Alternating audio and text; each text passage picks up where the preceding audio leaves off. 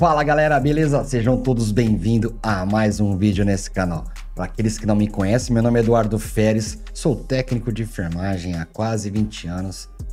Hoje estou adentrando na área de condução de veículo de emergência, galera. É isso mesmo, tirei minha categoria D e pretendo operar aí como condutor de veículo de emergência nos próximos meses, tá? Para pegar mais experiência, saber outras áreas do APH, que como eu digo para todos, até os 50 anos eu quero ter passado por todas as áreas da enfermagem e de condução aí do atendimento pré-hospitalar, para mim ser cada dia que passa um profissional mais completo.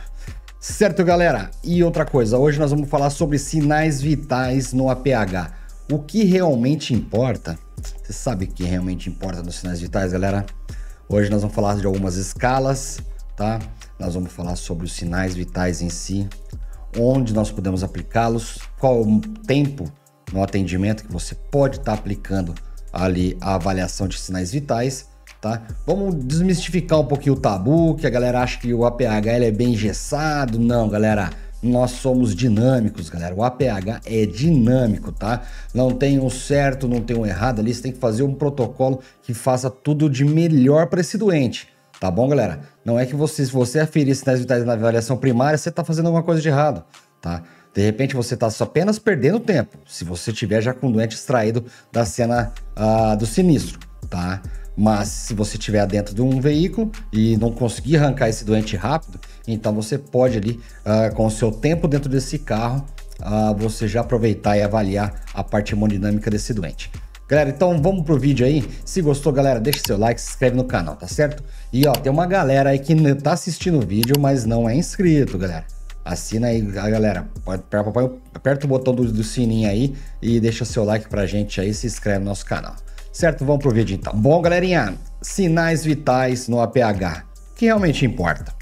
Tá? Nós vamos falar o que realmente importa ali e a gente precisa saber os sinais e sintomas, tá? Pra gente ir construindo aí um pensamento crítico até o final do vídeo, certo?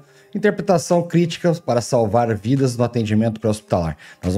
A gente pega esses achados aí, vamos fazer a interpretação desses dados, tá? Pra gente tá tendo uma assertividade na hora da conduta ali que o médico for passar pra gente, na hora da regulação, certo?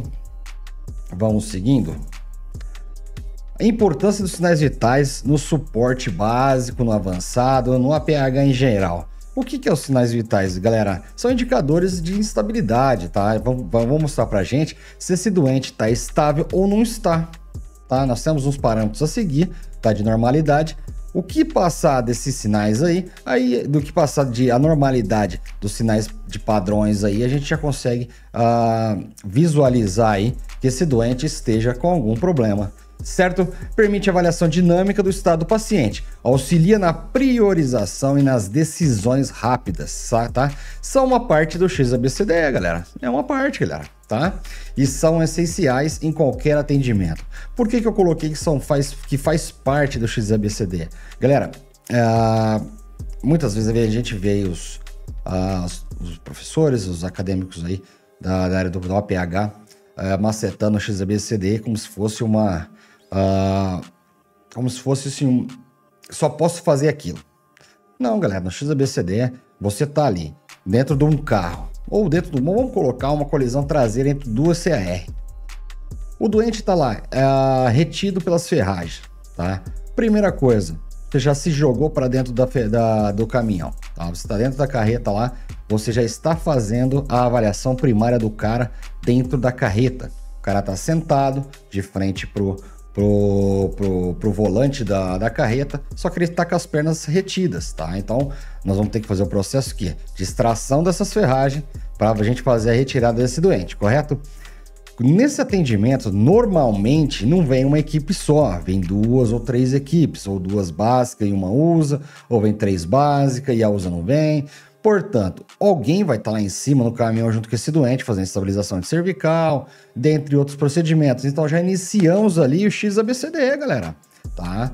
No primeira instância aí, você já vai ver no X, tem hemorragia, você vê alguma parte do corpo que esteja molhado, principalmente se for à noite, galera.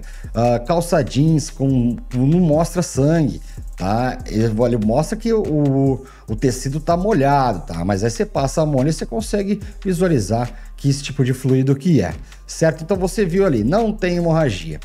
O doente tá ali, tá respirando bem, tá? Tá respirando bem. Então você já viu se ele tá na parte do ar, tá? Como que tá a respiratória dele, se tá pérvia. Na letra B, qual que é a qualidade dessa respiração? Você já conseguiu visualizar ali que o cara tá respirando, tá conversando com você, tá? Na letra C, aí na hora que chega na hemodinâmica dele, você já consegue ali ter uns parâmetros, tá? Na hemodinâmica dele, na letra C, você vai conseguir ver ali sinais vitais, tá? Você vai conseguir fazer essa avaliação nesse doente sentado ali, até que as equipes de solo consigam retirar essas ferragens de cima desse doente, você já feriu os sinais vitais, você já tem parâmetros para o seu médico regulador. Tá, isso é bem importante. Eduardo, mas aí, extração foi rápida, você colocou que é o X da BCDE. Tá, a extração foi rápida desse doente, ele já está no solo, já está pranchado, e eu afiro os sinais vitais com ele pranchado no solo? Não, galera, não, tá? Aí nós vamos entrar na avaliação secundária, tá bom? Vamos adentrar com o doente, tirar ele da zona quente, colocar ele dentro da nossa viatura, aí nós vamos fazer a nossa avaliação secundária. Aí é onde que entra lá a questão dos sinais vitais, tá bom? Porém, não fique engessado achando que não dá para fazer na primária. Dá para fazer na primária, galera. Dá sim. O APH que eu falo para todo mundo, a gente precisa parar de colocar na cabeça que o protocolo é engessado. Galera, o PHTLS, entre outras literaturas, hoje traz pra gente que a gente tem que ter um pensamento crítico, tá? Que nem tudo vai sair conforme a literatura tá falando. Você tem que ter noção do que vai fazer bem para o seu doente e do que vai fazer mal. Se você vê ali que de repente na avaliação secundária você não pode perder tempo, esse doente precisa ali de um cirurgião, por exemplo, o cara tem um trauma abdominal gravíssimo. Você vai perder tempo aferindo sinais vitais, sendo que esse cara precisa estar na mesa cirúrgica em 10 minutos, senão ele vai perder a vida dele?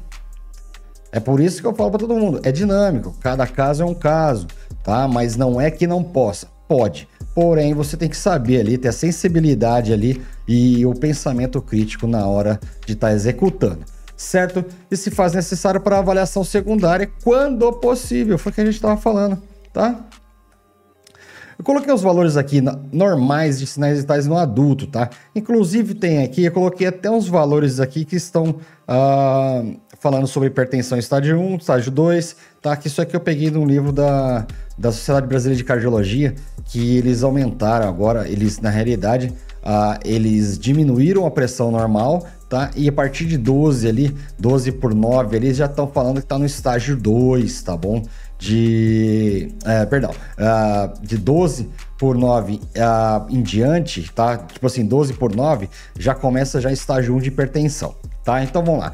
Frequência respiratória de 12 a 20 respirações por minuto. Frequências cardíacas de 60 a 100 são as partes normais, tá bom? A pressão arterial, tá? A normal ótima tá abaixo de 120 por 80, que seria um 12 por 8, tá? A Sociedade Brasileira de Cardiologia ela já apresenta isso para nós. Aí eles estão considerando o quê? De 129 para cima por 9, por 10, já está entrando na parte de hipertensão estágio 1, tá bom? Inclusive aqui fala hipertensão estágio 1 de 130 por 8, 130 por 89, por 90, tá bom? Então já entra na parte de hipertensão estágio 1. Estágio 2 acima de 14,9, de 14 por 9, 140 por 90, já tá na hipertensão. Saturação de oxigênio sempre acima de 94, que é o padrão mundial aí, que até mesmo o pessoal das UTIs utilizam, né? Que é acima de 94% de saturação, o doente está bem, certo? Temperatura axilar, tá? É o corpórea, de 36,5 para 37,5, também está nas suas normalidades. E depois a gente vai falar sobre as escalas, tá bom? Na parte D, a gente tá vendo a responsividade neurológica desse doente. Perfeito? A ordem correta que eu coloquei aqui, cara, eu coloquei correto por quê? Porque você consegue, quando você está com o seu doente ali na sua frente, você consegue fazer esses parâmetros um puxando o outro, tá? Vamos contextualizar. Visualiza isso. O doente está na maca, tá? Ou no solo, ou sentado, você vai fazer a aferição dos sinais vitais. A frequência respiratória, você está de frente com o tórax dele, tá? Então você consegue ali já visualizar quantas respirações por minuto. Tá? Frequência cardíaca e saturação de oxigênio a gente consegue ali com um equipamento, tá? Com um equipamento a gente consegue esses dois dados. Você viu que tá meio fora? Faça a checagem no pulso radial, tá bom? Faça a checagem ali no pulso radial para ter certeza do que o aparelho está lendo. Porque muitas vezes esse doente tá pálido, tá sudoreico, tá com a pele fria e o aparelho ele vai dar ali umas anormalidades e não vai fazer uma leitura ali fidedigna, certo? Então, saturação do oxigênio, você já colocou no aparelho, você tem dois parâmetros. Níveis de consciência, para nós do suporte básico, nós precisamos aplicar a escala AVPU, AVDI, AVPU e AVDN, tá? São 3 escalas que é a mesma coisa, tá? Só que cada literatura traz de um jeito. A pressão arterial, tá? E a temperatura, tá? A pressão arterial nós vamos ver já na sequência, assim, bem no final da avaliação, tá? Que demanda ali da gente pegar um esfigmomanômetro, passar no braço, tal. Porém, você pode alterar essa escala de qualquer jeito. Você pode começar com a temperatura. O importante é você fazer o certo, tá? Isso que é importante. Essa escala AVPU, que é a variação rápida de consciência, ela veio para quê? Para otimizar, tá, o atendimento do suporte básico, porque a escala de Coma de Glasgow foi retirado aí, os conselhos regionais aí deixaram de obrigatoriedade diretamente do enfermeiro e do médico, tá? Somente eles podem estar passando aí essa avaliação neurológica mais detalhada. Então, eles montaram aí uma escala para o suporte básico, tá? Que é bem simples, mas te dá muito parâmetro ali para você estar passando para o seu médico, tá? Inclusive, a ficha de atendimento de onde eu trabalhava, a gente vinha com a escala AVDI. AVDN, tá? AVDN, que essa está em vermelho aí, tá bom? Então vamos lá, letra A, alerta, responde espontaneamente. Você conversa com ele ali, ele tá espontâneo ali na cena. Na letra V, na parte verbal, você conversa com ele, faz uma pergunta para ele, te responde com uma frase coerente. Que dia que é hoje? Dia tal. De onde o senhor tá vindo? De lá, da cidade tal. O que o senhor tá carregando? Tal coisa. Entende? Na letra P, dor. Responde o estímulo doloroso.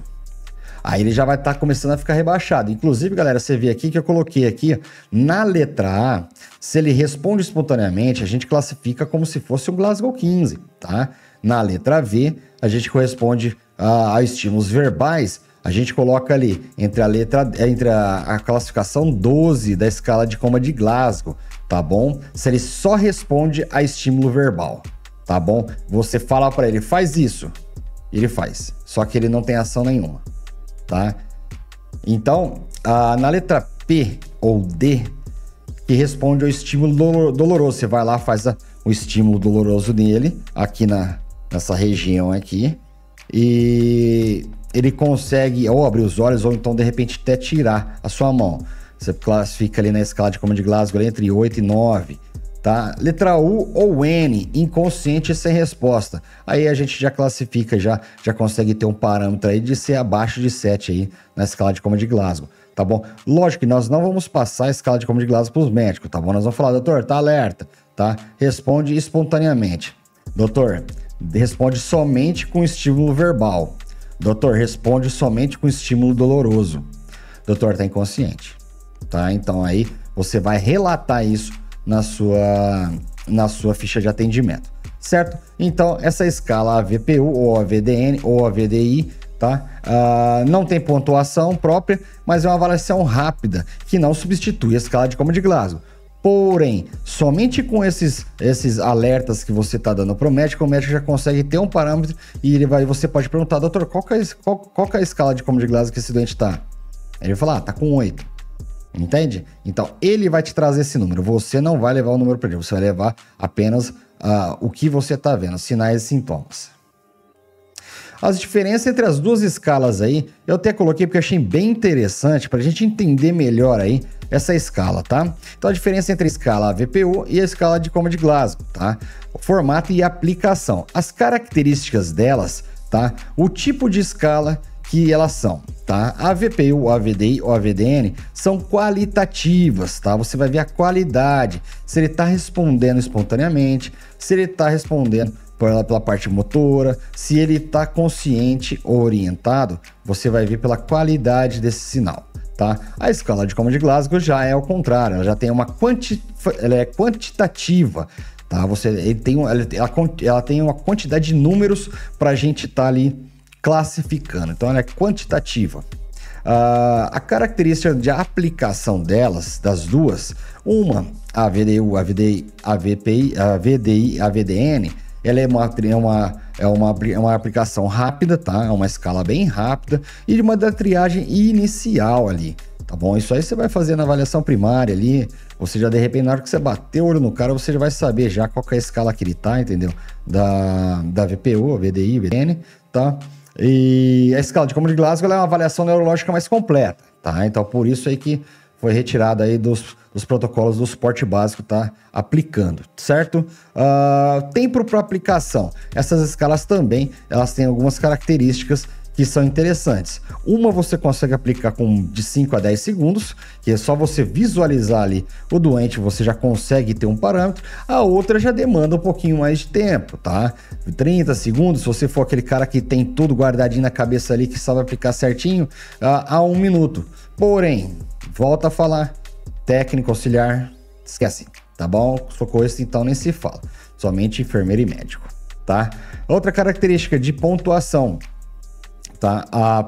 Cada escala, ela tem um tipo de característica de pontos, tá? Uma tem pontos, outra não. Uma tem qualidade. Uma tem a qualidade do sinal que ele tá te dando, e a outra tem pontos de 3 a 15 pontos, tá? Que são a resposta dos olhos, verbal e motor.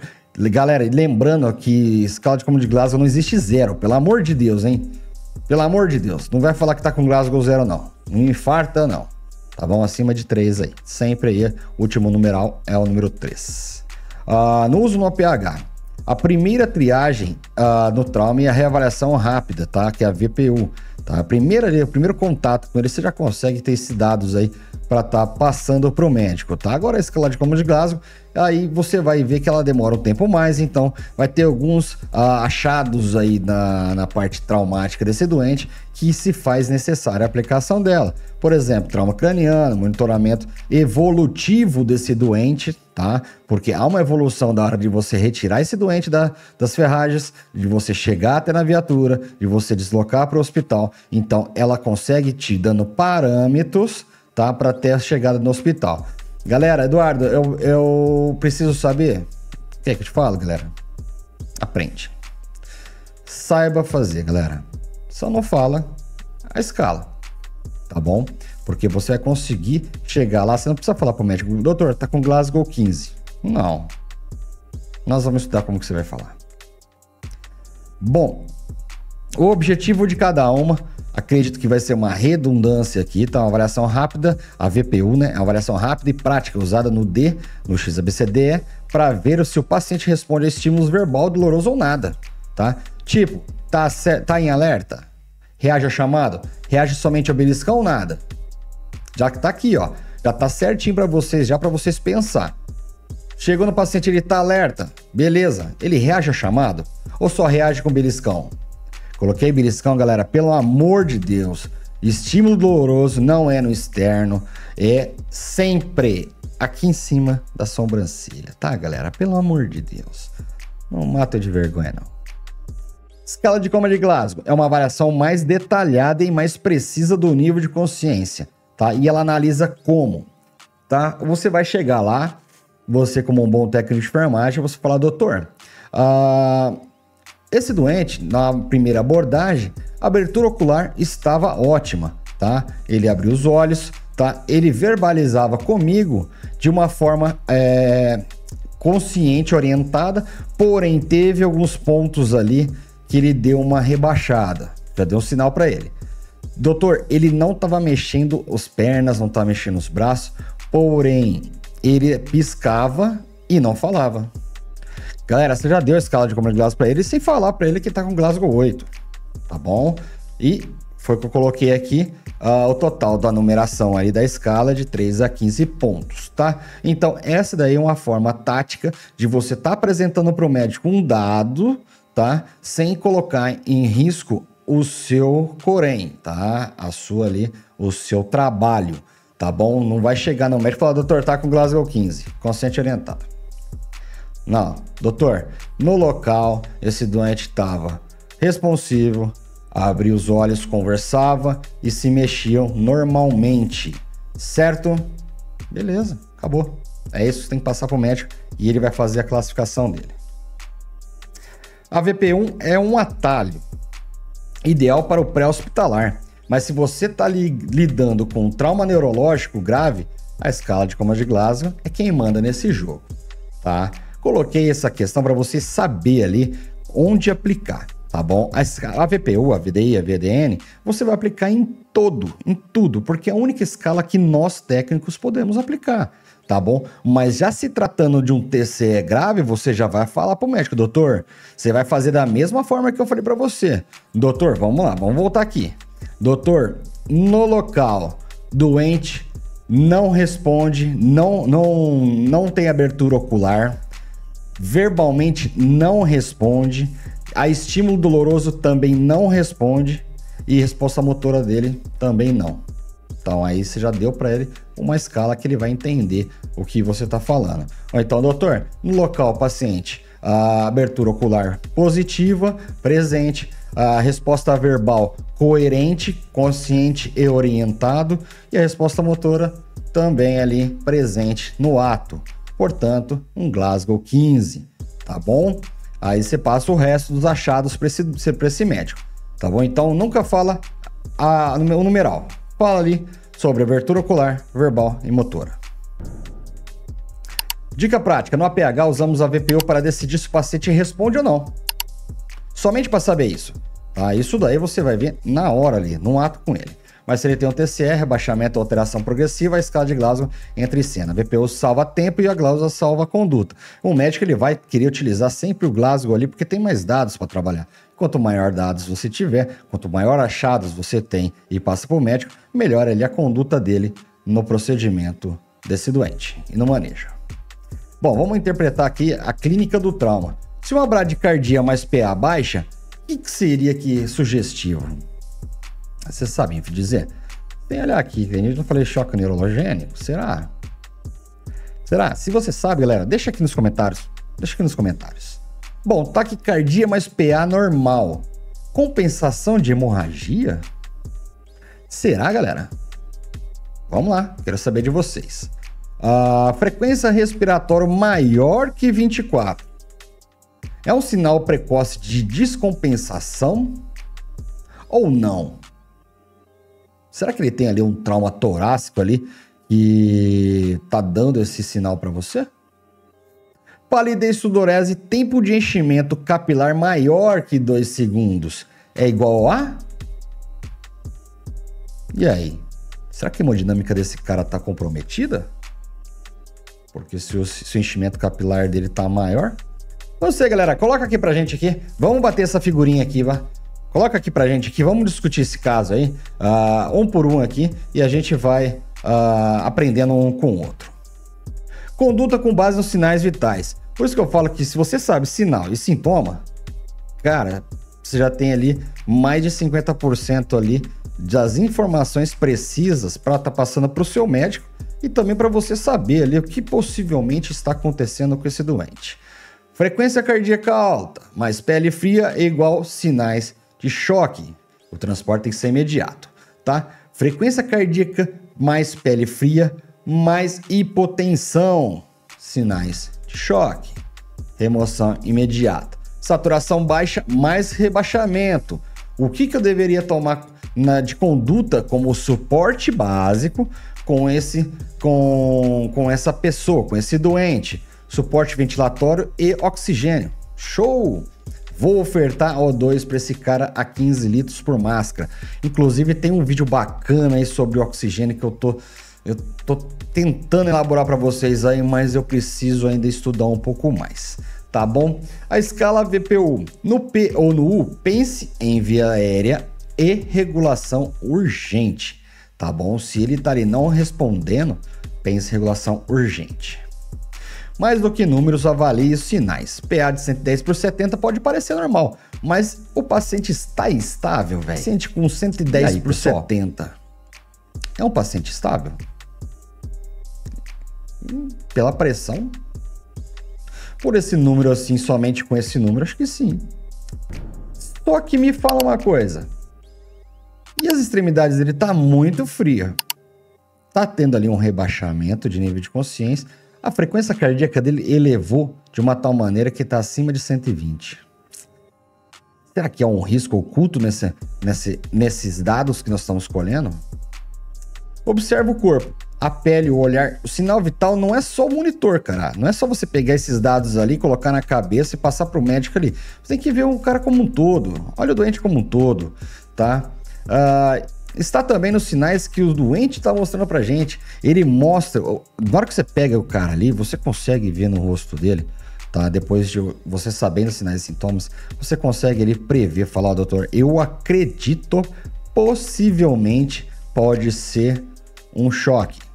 Doutor, possivelmente pode ser um pneumotórax. Doutor, possivelmente pode ser uma fratura de membro inferior. Lembre-se, se for fechado, nós não temos raio-x. Ah, Eduardo, mas tem desvio. Tudo bem, mas não tem raio-x.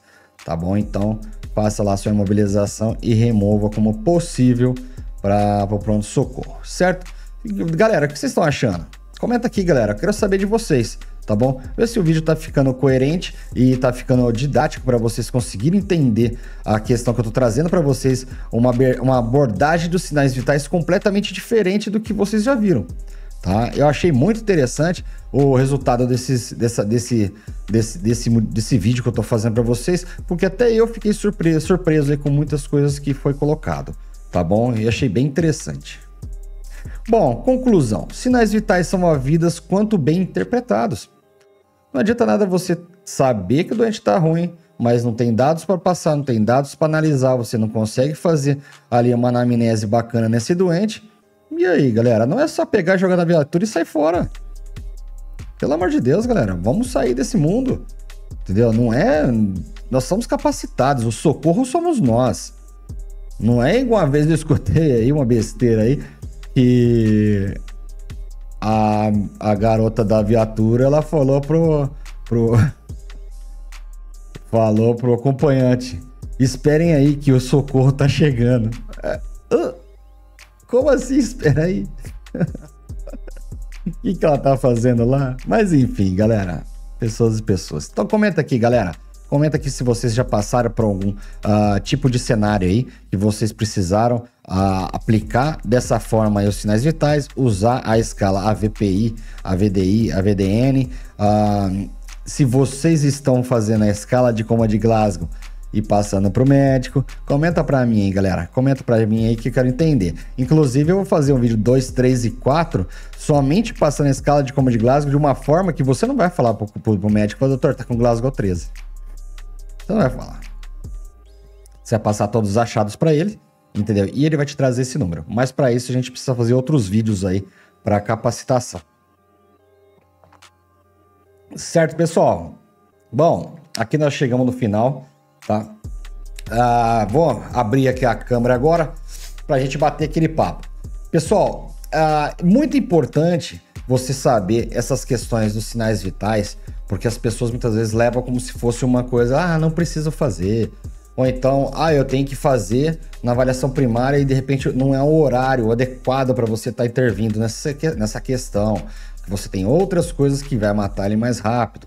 Sempre lembre-se, você precisa fazer o tratamento do que vai degradar esse doente mais rápido, tá? Mas se você estiver ali dentro de um carro, precisa fazer extração, arrancar uma porta, precisa fazer a remoção total do teto, e tem mais equipes, mais mão de obras lá fora para estar operando as equipamentos hidráulicos, e você pode ficar ali dentro do veículo, não tem o porquê você não fazer. Não tem o porquê você, de repente, se o médico prescrever ali, ó, eu preciso que pegue um acesso, tá? Você vai pegar o acesso com o doente dentro do carro. Eu já fiz isso 200 milhões de vezes, tá? Infelizmente foi retirado aí. Infelizmente não, eu acredito que tem um porquê foi retirado o acesso venoso aí do suporte básico, porque infelizmente a galera não sabia muito bem utilizar essa questão, encharcava os doentes, enfim, não é o caso do vídeo, mas você tem que entender, você tem que ter aquele pensamento crítico de saber aonde aplicar e por que aplicar. Tá bom, pessoal? Galera, espero que tenha ficado claro para vocês. Se gostou, galera, deixa seu like, se inscreve no canal, ativa o sininho de notificação, galera, para que toda vez que eu subir o vídeo para a plataforma, vocês, meus amigos aí, meus parceiros, vão ser os primeiros a serem notificados. Tá certo, pessoal? Então, vem ser a pegar em ação. Aquele abraço, fica com Deus.